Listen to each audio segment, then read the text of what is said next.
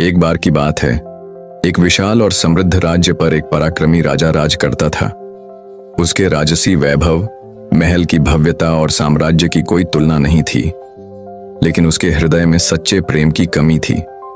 राजा ने जीवन में बहुत कुछ पाया था, परंतु उसके मन में हमेशा एक अधूरी चाहत बनी रहती थी। वे चाहते थे कि एक ऐसा प्रेम जो न ही सत्ता के कारण मिले और न ही धन दौलत के लोभ में। एक दिन राजा अपने सैन्य दल के साथ शिकार पर निकला। जंगल में दौड़ते दौड़ते वह अपने सैनिकों से बिछड़ गया और एक अनजान रास्ते पर चला गया। चलते चलते वह एक छोटे से गांव में पहुंचा, जहां कच्चे मकान थे और लोग बेहद साधारण जीवन जीते थे। वहीं उसकी नजर एक गरीब लड़की पर पड़ी, जो नदी किनारे पानी भर रही थी। उसकी सादगी, मासूमियत और चमकती आंखों ने राजा के हृदय को मोह लिया।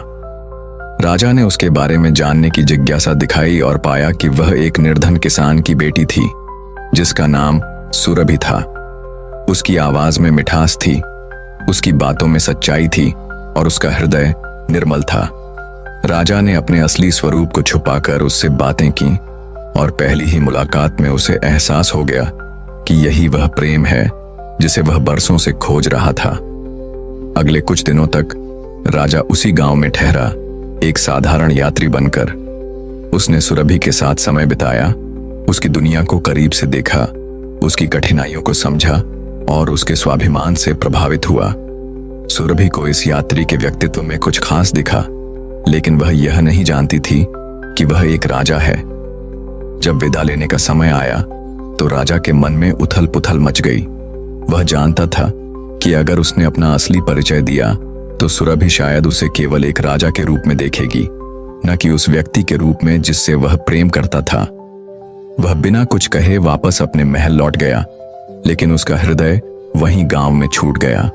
राजा ने कई दिनों तक अपने प्रेम को परखा और फिर यह निश्चय किया कि उसे यह रिश्ता किसी झूठ या छल के आधार पर नहीं, बल्कि सच्चाई से ही बनाना चाहिए। वह फिर से गांव पहुंचा, इस बार अपनी असली पहचान के साथ। पूरे गांव में हलचल मच गई कि स्वयं राजा आया है। सुरभि को यह देखकर आश्चर्य हुआ कि वह यात्री, जिसे वह एक साधारण इंसान समझती थी, वास्तव में राजा था। राजा ने सबके सामने सुरभि से कहा, मैंने अपने महलों में सोने चांदी की कभी कमी नहीं देखी, लेकिन सच्चा प्रेम पहली बार तुम्हारी आंखों में देखा। मैं तुम्हें अपने महल की रानी नहीं, अपने जीवन की संगिनी बनाना चाहता हूं। क्या तुम इस प्रेम को स्वीकार करोगी?